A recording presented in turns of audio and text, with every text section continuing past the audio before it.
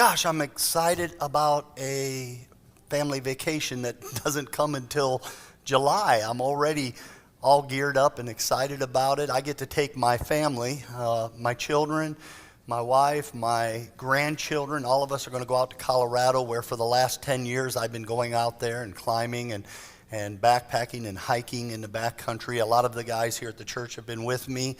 But this is a special family trip. Some of the sights that I've seen and just been in awe of, some of the experiences that I've had that I just want to go back over and over and over again.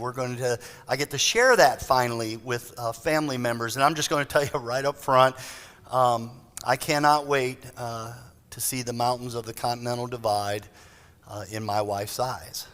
I'm very excited to do that. And so they hear it all the time as we're getting ready for that, and it doesn't come until July. Today there will be some disciples, and their first encounter with Jesus is going to be so amazing, they can't wait to share it with someone else. They're going to be almost giddy about it. You're the same way when you come across a restaurant that you like, or a vacation spot, or you see a movie that just wows you. You tell other people, man, you got to come see this thing. And that's exactly what the disciples are going to do. Now, let me just begin by telling you that in this passage, there's 100 different ways I could have gone. You know, how does a minister choose which direction he's going to take the congregation for a Sunday morning?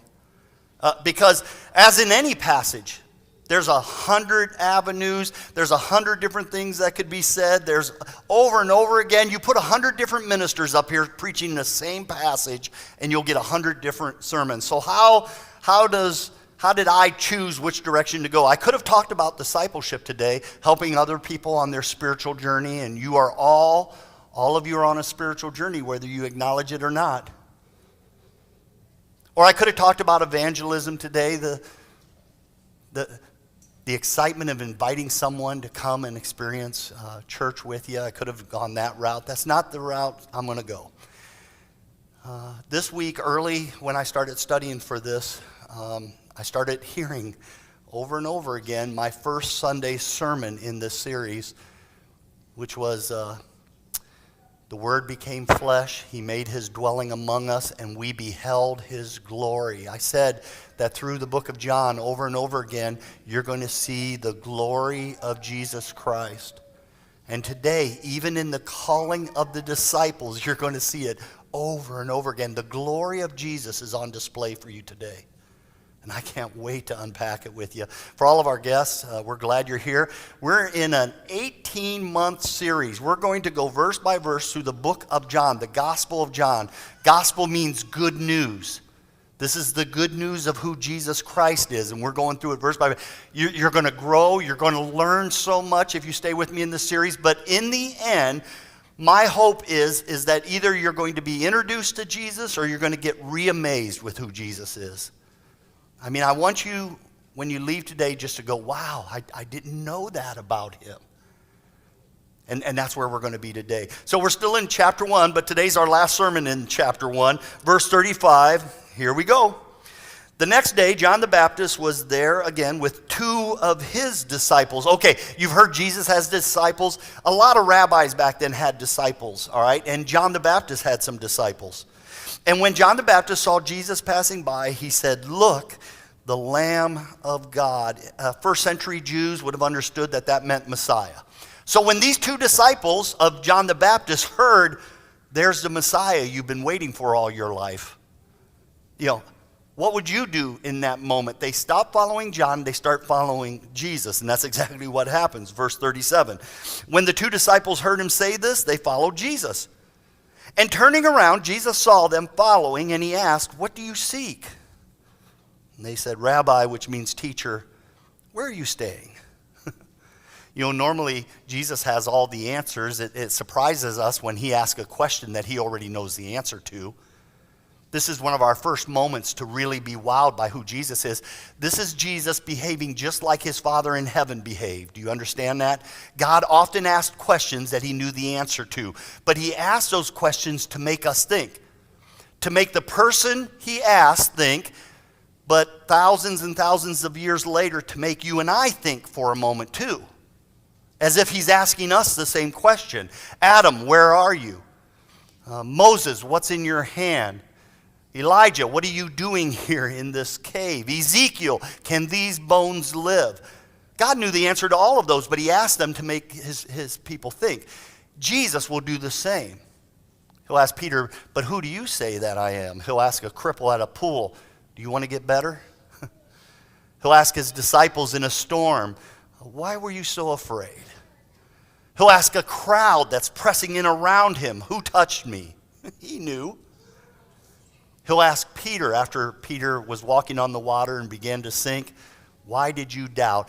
And here he asked his disciples, now follow this for a moment, what are you seeking? What if I would have had the greeters at the doors this morning as you were walking in stop you and ask you, what are you seeking today? What are you here for? How many of us would have said, I'm here to get to know Jesus better? Or are you here for the stuff? Or are you here hoping your prayers will be answered? Or are you here for your get out of hell card?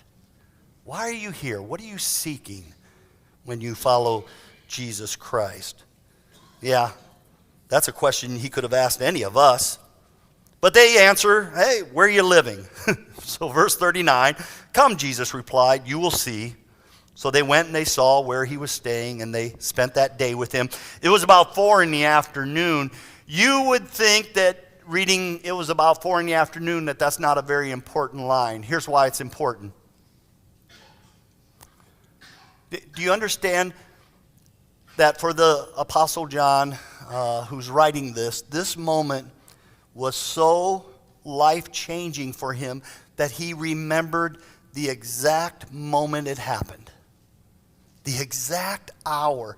Do you remember the exact hour you started following Jesus? Some of you in this room might. Some of you in this room, you had a whammo experience. Others of us, we were raised in the church. We've just always believed.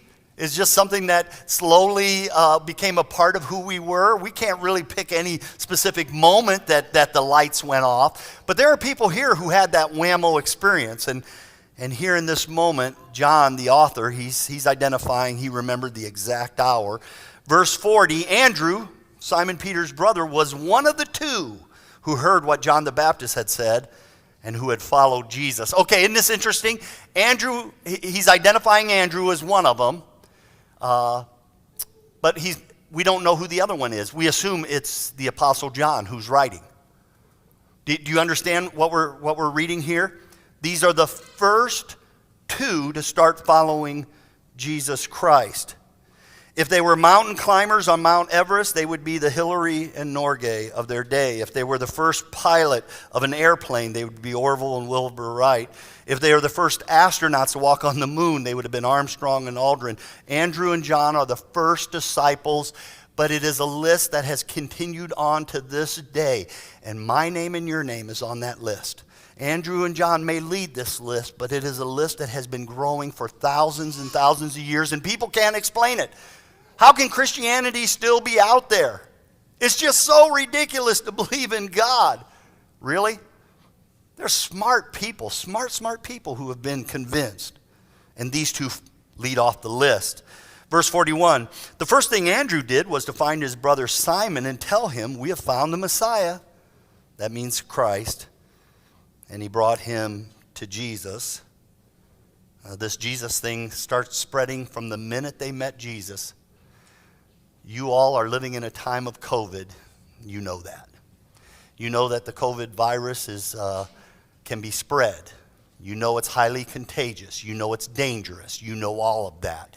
Christianity also spreads. Christianity is also dangerous. In the world we live in today, calling yourself a Christian, don't you kid yourself, that's a dangerous thing to do. And it's only going to get worse. First thing Andrew did was to go find his brother and introduce him. Now you know Simon, by the way. Look what happens in verse 42. Jesus looked at Simon and said, you are Simon, son of John, but from now on you will be called Cephas, which is translated Peter.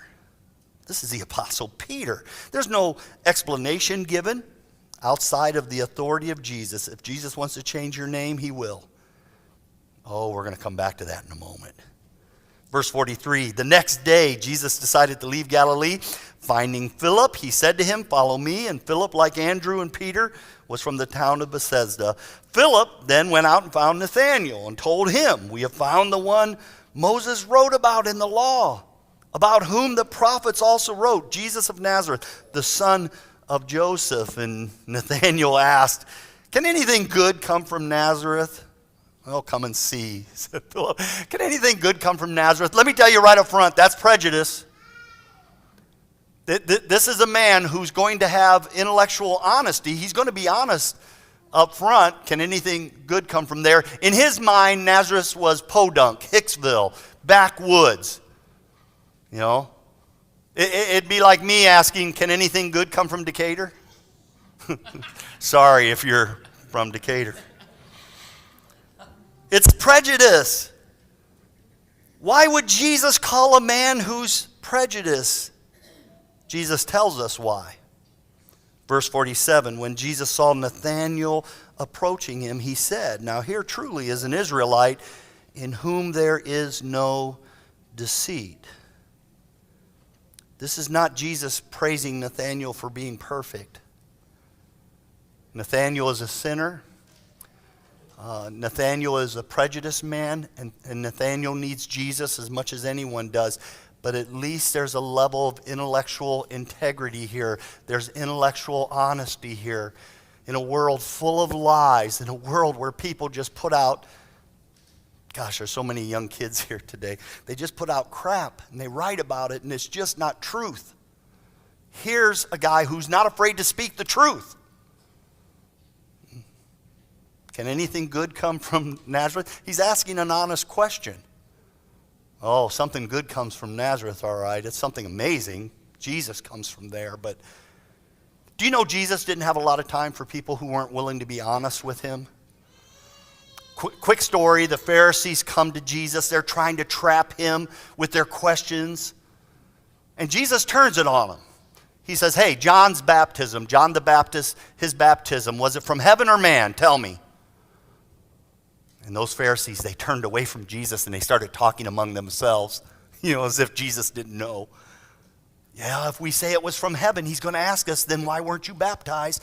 If we say it's just from man, it's just a man thing, then the people are going to turn on us because they think John the Baptist is really amazing. How are we going to answer Jesus in this? And they turn around and they go, oh, we don't know. Which just had no level of honesty at all. We don't know. My wife, she's here today. She was leaning into my boys for their shenanigans. They were younger teenagers. She's leaning into them pretty good. Why did you do this? I don't know. Oh, that would just frustrate her so much. She turned to the other. Why did you do? I don't know. Well, if you don't know, go upstairs. You're grounded to your room until you figure it out. And they sends them off. And then she looked at me. Why did you let them do that? I don't know. There's no level of intellectual honesty here with these Pharisees. And do you know how Jesus replied to them in all their questions? He said, then neither do I have time for you. You don't have time to be honest with me. I don't have time for you. Here's an honest man. He may be a prejudiced man, Nathanael, but at least he's honest, and I can work with that. He's willing to be authentic with me. When you pray to God, you might as well just open it up and say, here's what I did, and here's what I was thinking, and here's how I felt, and I am so sorry. But he already knows it all. You might as well show some level of honesty when you're with Jesus. Otherwise, he just doesn't have time for that. And if you're wondering, Nathanael, why would he call him Nathanael? He was honest. Verse 48. How do you know me, Nathanael asked. Jesus answered, I saw you while you were still under the fig tree before Philip called you. We don't know what this moment was. A lot of speculation, but somehow Jesus says, I know you really well.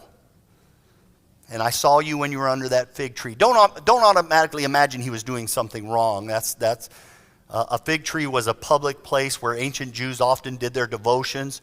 Whatever he was concentrating on and working through that day. Jesus said, I know. And it was enough for Nathanael, because look what he does next in verse 49. Nathanael declared, Rabbi, you are the Son of God. You are the King of Israel. Now we're going to wrap up this section with the last two verses. Ready? Buckle up. Verse 50. Jesus said, you believe because I told you I saw you under the fig tree. You're going to see greater things than that. Very truly, I tell you, you will see heaven opened and the angels of God ascending and descending on the Son of Man. The Son of Man is a title for Jesus. You're about to see all of heaven. Nathaniel, if you think that's impressive, you just wait. Buckle up. Hang on. You got a front row seat. I'm calling you to be one of my disciples, and you're going to see hundreds of miracles, hundreds of signs, hundreds of wonders that you're not going to be able to explain. If you think that little moment of me telling you I saw you under the fig tree was impressive, nothing is going to compare to what you're about to see. And what Jesus does here, all right, now follow this. He goes back to an ancient story of Jacob. Here's what I think was happening under the fig tree. Nathanael was doing his devotions that day. He was praying to God, and he was wondering, God, why would you have worked with Jacob? Why were you so compelled to call Jacob? Jacob was a dishonest man. He lied to he deceived his brother. He deceived his father.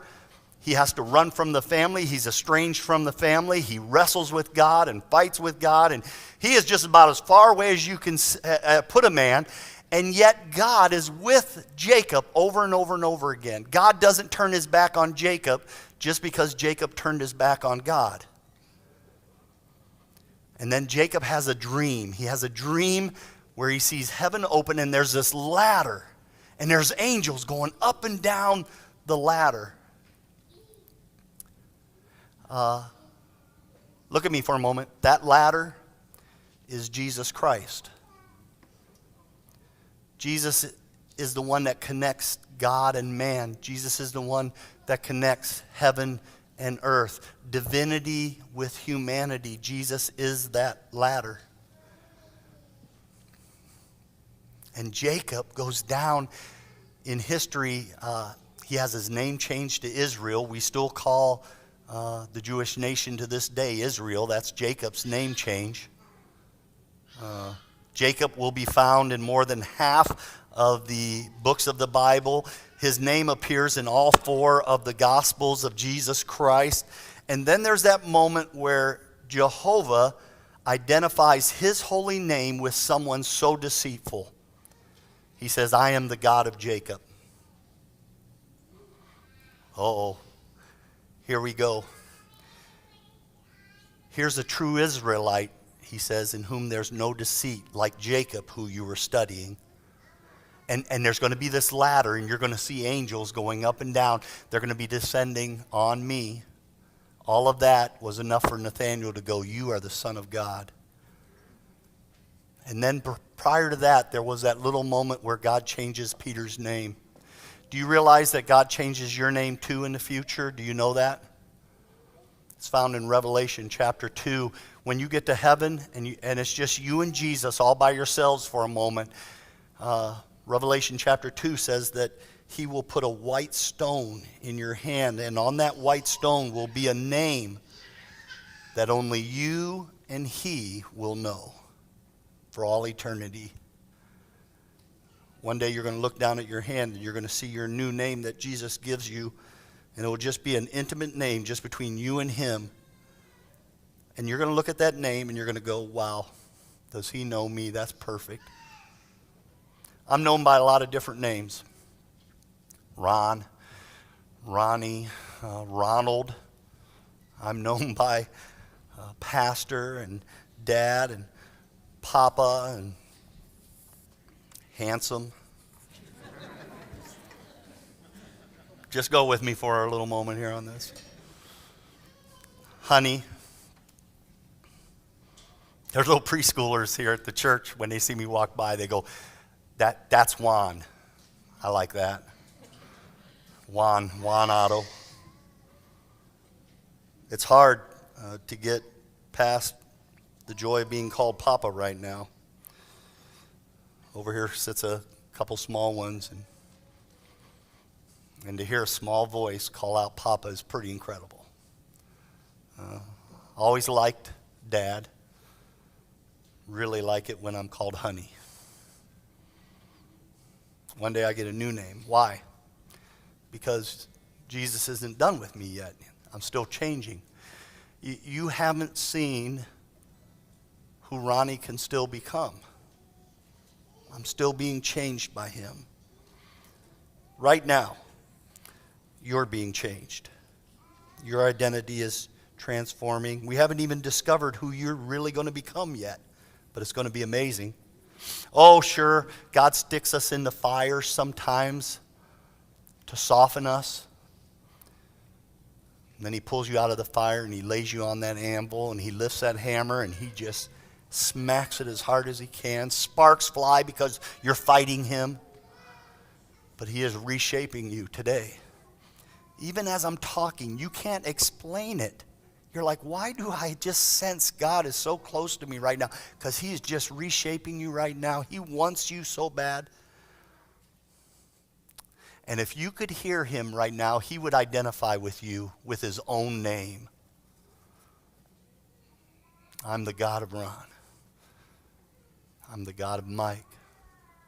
I'm the God of Sarah. I'm the God of Bonnie. And each of your names, he would identify with you. You're loved that much, you're wanted that much, and he is here today to change you into something else.